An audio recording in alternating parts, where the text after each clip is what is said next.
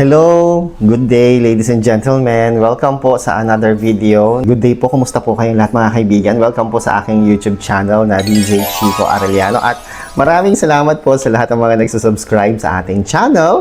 Tayo po, as of today, ay nasa 43,987 subscribers. So, nadagdagan po tayo ng halos 500 nitong mga nakalipas na linggo. Kaya nagpapasalamat po tayo sa lahat ng mga nanonood sa atin, sa lahat ng mga sumusubaybay sa atin sa anumang panig ng mundo na may Pilipino. Thank you so much po sa inyong lahat, ladies and gentlemen. At ngayon pong umagang ito, nais ko pong i-share sa inyo, mga kaibigan. Ang dami kasing nagme-message sa akin na nag-i-inquire po ng GGives to GCash Convert or GGives to Maya or to bank transfer. Kasi po, in the past, nagko-convert po tayo ng GGives. Subalit, ngayon po, hindi na po tayo nagtitrade ng inyong mga GGives to GCash. Hindi na natin siya ine-encash.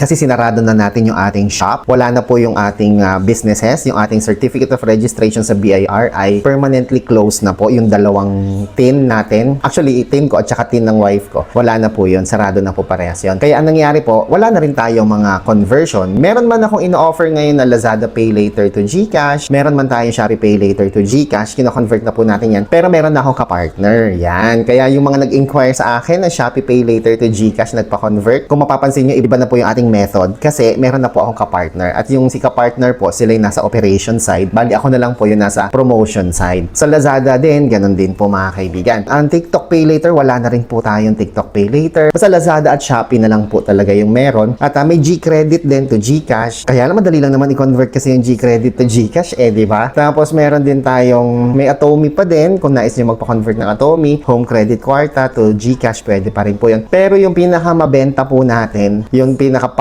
yung GGives to GCash, wala na po iyon. Tapos wala na rin po tayong TikTok Pay Later to GCash. Tanungin ko lang si partner kung mag-a-accept sila ng conversion. Pero sa ngayon, mga kaibigan, ang meron lang po tayo ay Lazada Pay Later to GCash at saka Shopee Pay Later to GCash. So yun, mga kaibigan, shout out lang po muna tayo sa ating mga followers and friends. Puro nagpapakonvert po sila. Ito, basahin lang po natin yung mga nag-message po sa atin.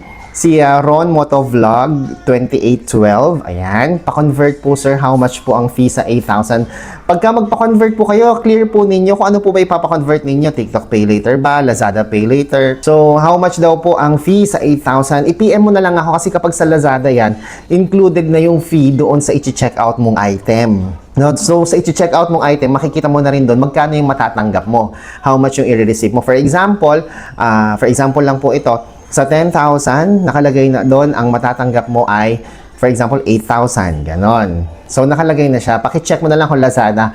Ngayon, kapag sa Shopee po, check mo na lang din ako. I-chat mo na lang din po ako. Okay po?